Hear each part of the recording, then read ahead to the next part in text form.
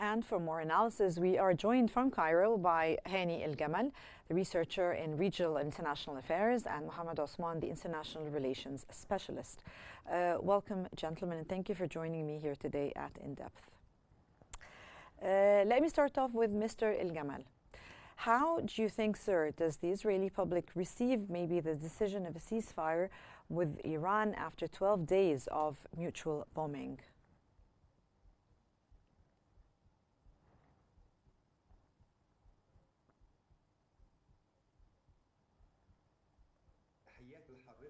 Greetings to you and your distinguished guest and your viewers that follow you very closely. And I think it's such a great, significant news produced by President Trump following the strikes against Iran as a very important news for the public in Israel. And I think it wasn't expected by Iran following the preemptive strikes led by Netanyahu through the negotiation between America and Tehran. And I think that the public never imagined that following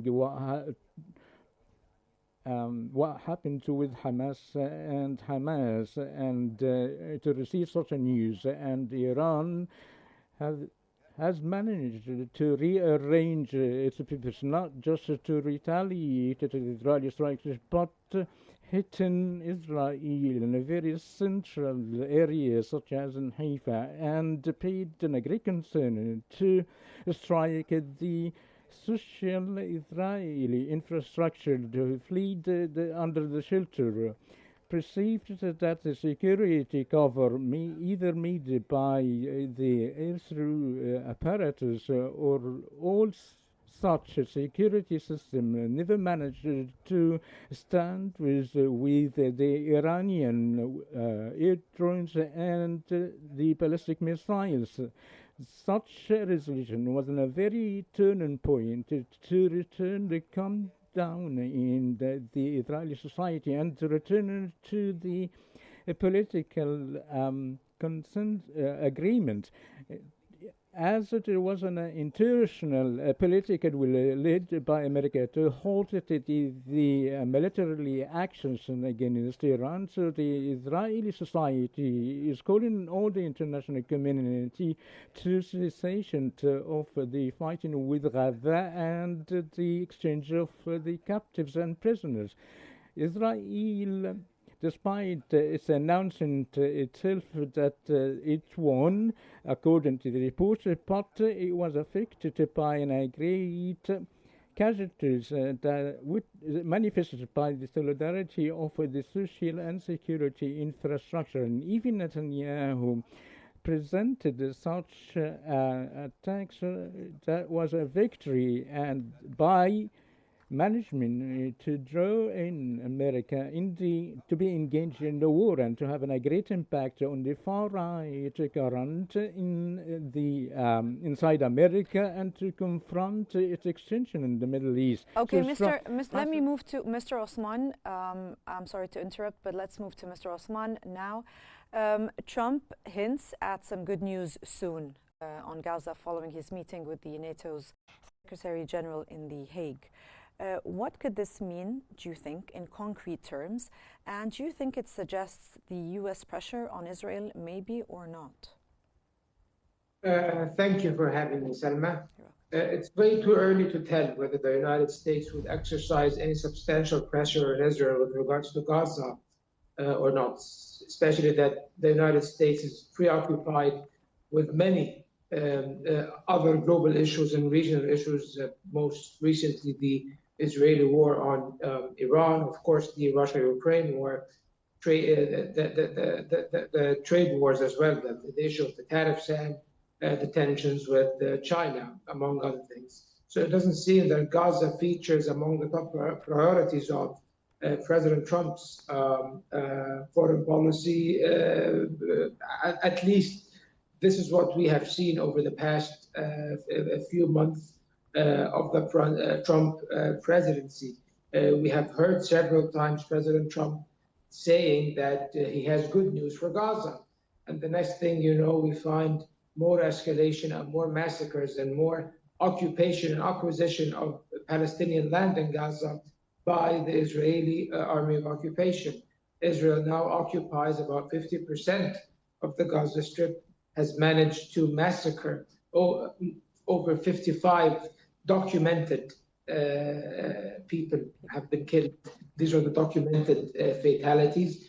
If we add the missing to these figures, then the figure surpasses 70,000 dead, and it might even be higher according to some independent sources. So now this is the situation we are facing. The United States does not seem to be exerting enough pressure on Israel in order to force it to agree to a ceasefire and a detainee exchange deal and withdraw from the Gaza Strip, even though they could, as demonstrated by what happened in the war with Iran.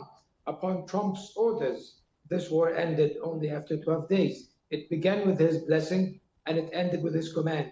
So I do not see why a much smaller war, a much less consequential war, geopolitically I mean, in Gaza cannot be ended in the same way. But maybe because it does not present the same strategic value and importance to the United States as something like Iran did, which threatened to drag the United States into the fray full time and also disrupt oil supplies from the Straits of Hormuz and the Arabian Gulf to the rest of the world. Maybe that's what prompted Trump to be way more serious and level-headed about the war in Iran than he is about the war in Gaza. Salma. Okay, Mr. El-Gamal, given that Trump recently succeeded in brokering a ceasefire between Israel and Iran, how might he use that achievement to pressure Tel Aviv into halting its assault on Gaza?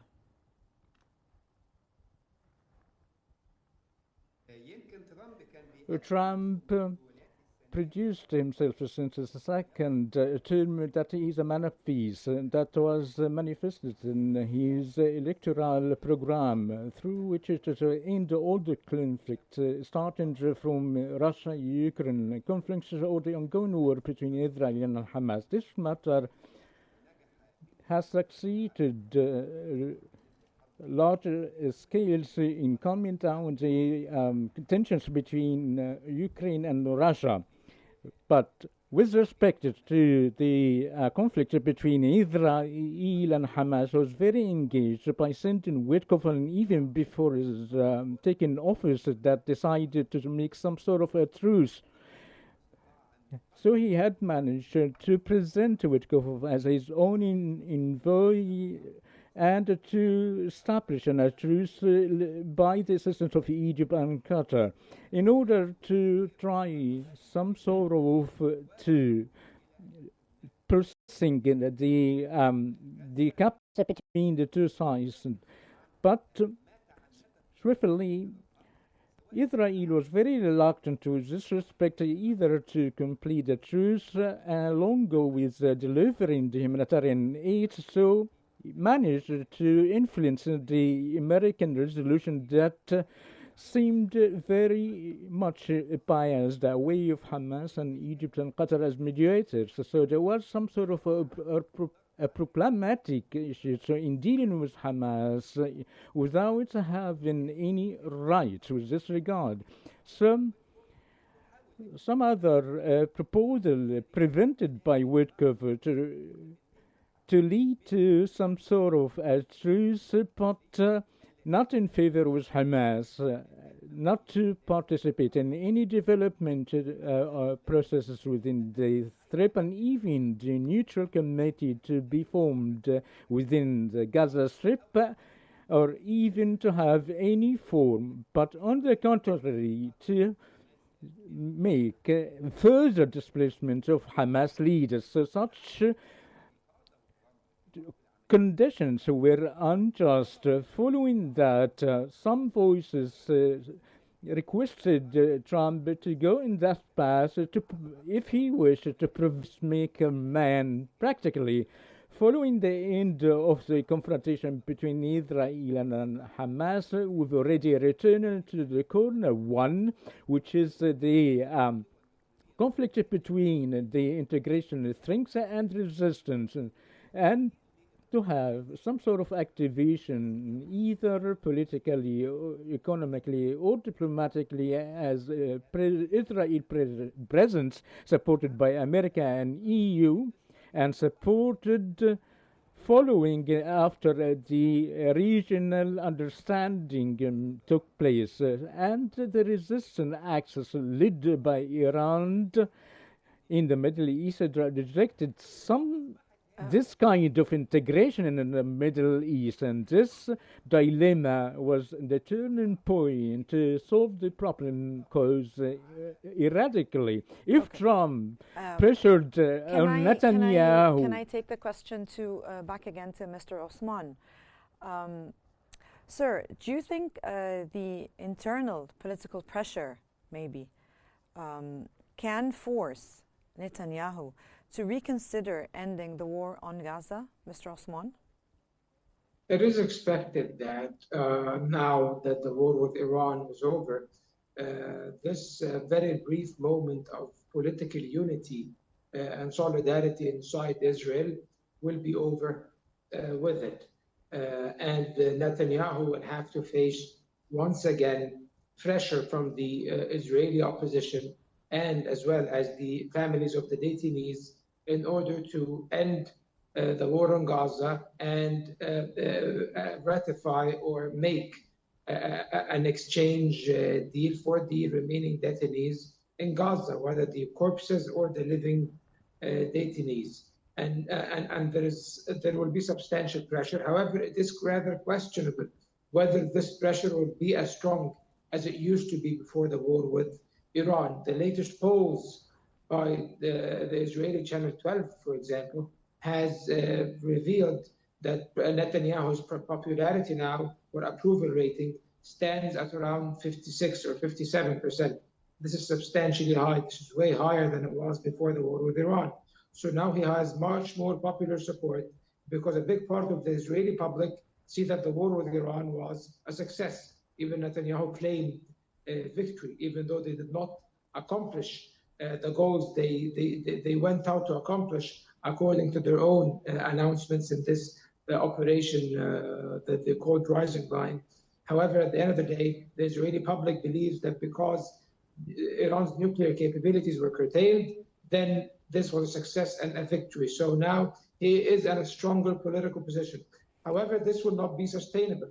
Yesterday, 7 soldiers died in Gaza, and the casualty tally of Israeli soldiers is rising. So a few more incidents like these. Mr. Osman, I just want to know your opinion. Do you think after having the truce between Israel and Iran now being done, do you personally think that there will be one now in Gaza? Not soon, no. I don't think this is going to happen soon. Why not? Because I don't think the United States will apply enough pressure on Netanyahu to do that. They're not interested in doing that. Okay. Donald Trump has fooled us way too many times. And I cannot believe his intentions or his words unless they are supported by actions on the ground. Okay. And I do not think that the United States at the moment is harmed in any way or bothered even by what's going on in Gaza. There is no pressure. The last single aspect or emanator of pressure in Gaza with regards to the United States was the American detainees in the custody of Hamas. And the last one was released in a direct deal between the Americans and Hamas. So much didn't do Hamas, so much good didn't do Hamas at the end, because the war is still going on until now, and the United States is not taking any decisive action in order to stop it. And let me point something out here. Over the 12 days of war with Iran, the war was raging in Gaza, and about 1,000 Palestinian civilians died in during those 12 days. Yes, so it's really important to note that the Israelis are not holding back. when it comes to Gaza, whether they are fighting on another front or not. But Trump saying that, according to him, the statement, you will be hearing some good news soon. How many times have you heard them say this, Salma, since he was elected? Even since he was the president-elect. Yeah. He said it so many times. Fair enough. Mr. El-Gamal, the opposition leaders, Yair Lapid and Yair Golan, are now openly calling for an end to the war in Gaza. What does this shift reveal maybe about the state of the public opinion inside Israel, do you think?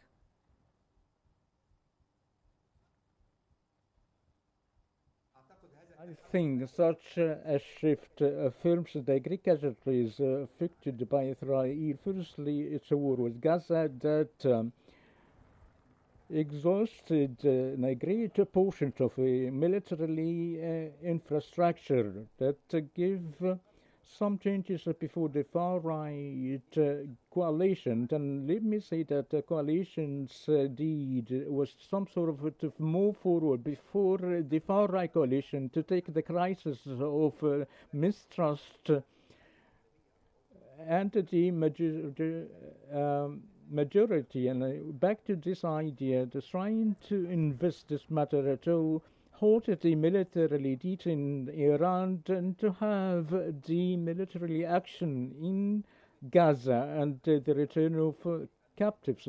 The far right is trying to present themselves that the only winner and to try also to exceed Hamas' position.